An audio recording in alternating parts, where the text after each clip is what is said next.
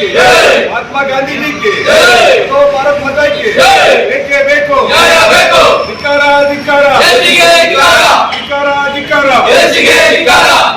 ಧಿಕ್ಕಾರ ವಕೀಲರ ಮೇಲೆ ದೌರ್ಜನ್ಯ ಮಾಡಿದ ಎಸಿ ವಕೀಲರ ಮೇಲೆ ದೌರ್ಜನ್ಯ ಮಾಡಿದ ಎಸಿಗೆ ವಕೀಲರ ಮೇಲೆ ದೌರ್ಜನ್ಯ ಮಾಡಿದ ಎಸಿ ಅವರಿಗೆ बोलो भारत माता की महात्मा गांधी जी के वकीलर ಮೇಲೆ ದೌರ್ಜನ್ಯ ಮಾಡಿದ ಎಸಿಗೆ ವಕೀಲರ ಮೇಲೆ ದೌರ್ಜನ್ಯ ಮಾಡಿದ ಎಸಿ ಶ್ರೀನಿವಾಸ್ ಅವರಿಗೆ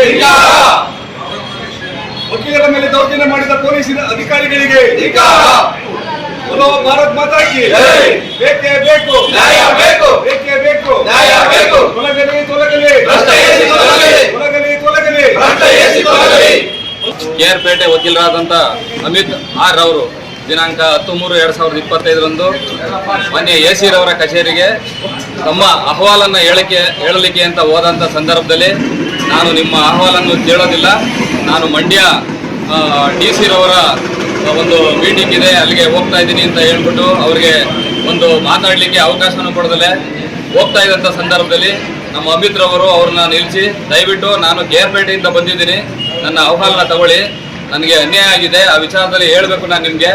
ನೀವು ಆದೇಶ ಮಾಡಿದ್ದೀರಿ, ಪರವಾಗಿಲ್ಲ, ಆದೇಶದ ವಿರುದ್ಧ ಅಪೀಲ್ನ ಹಾಕೋತೀವಿ ನಾವು. ಆದರೆ ನಿಮ್ಮ ಅಧಿಕಾರಿಗಳು ನನಗೆ 3 ಲಕ್ಷ ಲಂಚಕ್ಕೆ ಬೇಡಿಕೆ ಇಟ್ಟಿದ್ದಾರೆ. ಅದರ ವಿಚಾರವಾಗಿ ನನ್ನ ಹತ್ರ ರೆಕಾರ್ಡ್ಗಳಿದ್ದಾವೆ. ದಯವಿಟ್ಟು ನೀವು ನಿಲ್ಲಿ ಅಂತ ಹೇಳಿದಾಗಲೂ ಸಹ ಅವರು ಸೀದಾ ಬಾಗಿಲಿಗೆ ಬಂದು, ಇಲ್ಲ ನಾನು ನಿಲ್ಲೋದಿಲ್ಲ, ನಾನು ಹೋಗ್ತಾ ಇದ್ದೀನಿ ಅಂತ ಹೇಳ್ಬಿಟ್ಟು ಹೋದಂಥ ಸಂದರ್ಭದಲ್ಲಿ ಅಲ್ಲಿ ರೈತರ ಸಂಘದವರು, ಪಾಂಡವಪುರ ರೈತರ ಸಂಘದವರು ಮತ್ತು ಪಬ್ಲಿಕ್ಸ್ಗಳೆಲ್ಲ ತಡೆದು, ನೀವು ಮಾಡ್ತಾ ಇರೋದು ಸರಿ ಇಲ್ಲ, ವಕೀಲರು ಕೇಳ್ಕೊತಾ ಇದ್ದಾರೆ, ನೀವು ನಿಂತ್ಕೊಂಡು ಕೇಳಿ, ಅವರ ಅಹವಾಲನ್ನ ಕೇಳಿ ಅಂತ ಹೇಳ್ಬಿಟ್ಟು ಹೇಳಿದ್ರು ಸಹ ಹೇಳ್ದಲೇನೆ ನಮ್ಮ ವಕೀಲನ್ನ ಪೊಲೀಸ್ನವ್ರನ್ನ ಕರೆಸಿ ಪೊಲೀಸ್ ಕಸ್ಟಡಿಗೆ ಕೊಟ್ಟಿರ್ತಾರೆ. ಪೊಲೀಸ್ ಕಸ್ಟಡಿಗೆ 2 ಗಂಟೆಗಳ ಕಾಲ ಕೊಟ್ಟಿರ್ತಾರೆ. ಅದನ್ನ ಅಲ್ಲಿದ್ದಂಥ ಪಬ್ಲಿಕ್ಸು ಮತ್ತೆ ರೈತರ ಸಂಘದವರು ವಿರೋಧ ಮಾಡಿ ಅವ್ರನ್ನ ಬಿಡಿಸ್ಕೊ ಬಂದಿದ್ದಾರೆ. ಇಲ್ಲಿ ನಮ್ಮ ಗ್ರೀವೆನ್ಸ್ ಅಂತ ಏನ್ ಹೇಳಿದ್ರೆ ಅಂದ್ರೆ ಅದೊಂದೇ ಅಲ್ಲ, ಅಮಿತ್ ಅವ್ರಿಗಾದಂಥ ಅನ್ಯಾಯ ಒಂದೇ ಅಲ್ಲ, ಇಲ್ಲಿ ನಮ್ಮ ವಕೀಲರಿಗೆ ಮತ್ತು ಸಾರ್ವಜನಿಕರಿಗೆ ಎಷ್ಟು ಅನ್ಯಾಯ ಆಯ್ತದೆ ಅಂದ್ರೆ ಈ ಎಸಿ ಅವರಿಂದ ಅಂತ ಹೇಳಿದ್ರೆ, ಮೊದಲು ಎಸಿಗಳು ಎಲ್ಲರೂ ಬಂದಿದ್ರು, ಎಲ್ಲರೂ ಕಾರ್ಯನಿರ್ವಹಿಸ್ಬಿಟ್ಟು ಹೋಗ್ತಿದ್ರು. ಆದ್ರೆ ಈ ಎಸಿಗೆ ಏನು ಬಂದಿದೆಯೋ ಗೊತ್ತಿಲ್ಲ, ಈ ಯಪ್ಪ 4 ಗಂಟೆ 4:15 ಬರ್ತಾನೆ. ಏನು ಎಲ್ಲರೂ ಇದೆಯಾ ಹೇಳಿದ್ರೆ ಲ್ಯಾಂಡ್ ರೆವಿನ್ಯೂ ಆಕ್ಟ್ ಅಲ್ಲಿ ಎಲ್ಲರೂ ಇದೆಯಾ, ಇದು ರೆವಿನ್ಯೂ ಕೋರ್ಟು, ನಾವು ಇಷ್ಟ ಬಂದಾಗ ಬರ್ತೀವಿ ಅಂತ ಹೇಳ್ತಾರೆ ಈ ಎಸಿ. ಇದರಿಂದ ಯಾರು ತೊಂದರೆ ಆಗ್ತಾ ಇದೆ? ಪಬ್ಲಿಕ್ಸ್ಗೆ ತೊಂದರೆ ಆಗ್ತಿದೆ.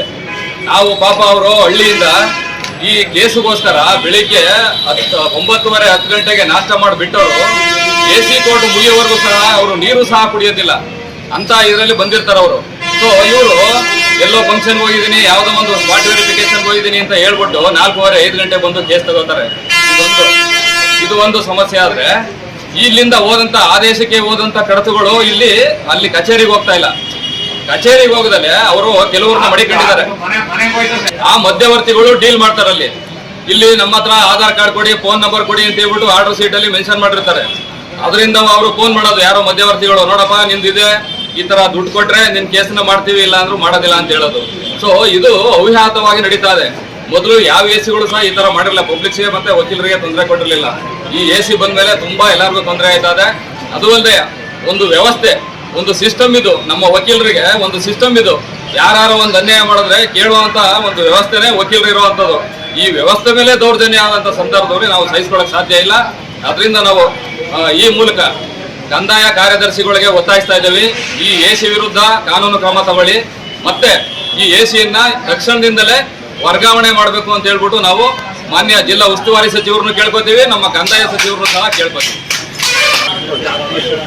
ನನ್ನ ಹೆಸರು ಮಹಾದೇವ್ ಅಂತ ಹೇಳ್ಬಿಟ್ಟು ನಾಗಮಂಗಲ ವಕೀಲರ ಸಂಘದ ಅಧ್ಯಕ್ಷನಾಗಿದ್ದೇನೆ. ಮತ್ತೆ ಉಪಾಧ್ಯಕ್ಷರು ಮತ್ತೆ ನಮ್ಮ ಕಾರ್ಯದರ್ಶಿಗಳು, ಖಜಾಂಚಿಗಳು, ನಮ್ಮ ಪದಾಧಿಕಾರಿಗಳು ಎಲ್ಲರೂ ಸಹ ಈ ದಿನ ಹಾಜರಿದ್ದಾರೆ. ಈ ಸಂಬಂಧ ಏನು ವಕೀಲರ ದೌರ್ಜನ್ಯವನ್ನು ಖಂಡಿಸಿ ನಾವು ನ್ಯಾಯಾಲಯದಿಂದ ಬಂದಿದ್ದೀವಿ, ಇಲ್ಲಿ ಇವತ್ತು ಪ್ರತಿಭಟನೆಯನ್ನು ನಡೆಸ್ತಾ ಇದ್ದೀವಿ. ಜೊತೆಗೆ ಈ ಸಂಬಂಧ ಮೆಮೊರಂಡಮ್ ಸಹ ಇವರ ಮೂಲಕ, ಯಾರು ತಹಸೀಲ್ದಾರರ ಮೂಲಕ ಕಂದಾಯ ಕಾರ್ಯದರ್ಶಿಗಳಿಗೆ ಸಲ್ಲಿಸ್ತಾ ಇದ್ದೀವಿ. ಇದನ್ನ ದಯವಿಟ್ಟು ಕಂದಾಯ ಕಾರ್ಯದರ್ಶಿಗಳಿಗೆ ತಹಸೀಲ್ದಾರ್ ಅವರು ಕಳಿಸ್ಕೊಡ್ಬೇಕು ಅಂತ ಕೇಳ್ಕೊಂತ, ಮತ್ತೆ ಅವ್ರ ವಿರುದ್ಧ ಕ್ರಮ ತಗೋಬೇಕು ಅಂತ ಕೇಳ್ಕೊಂತ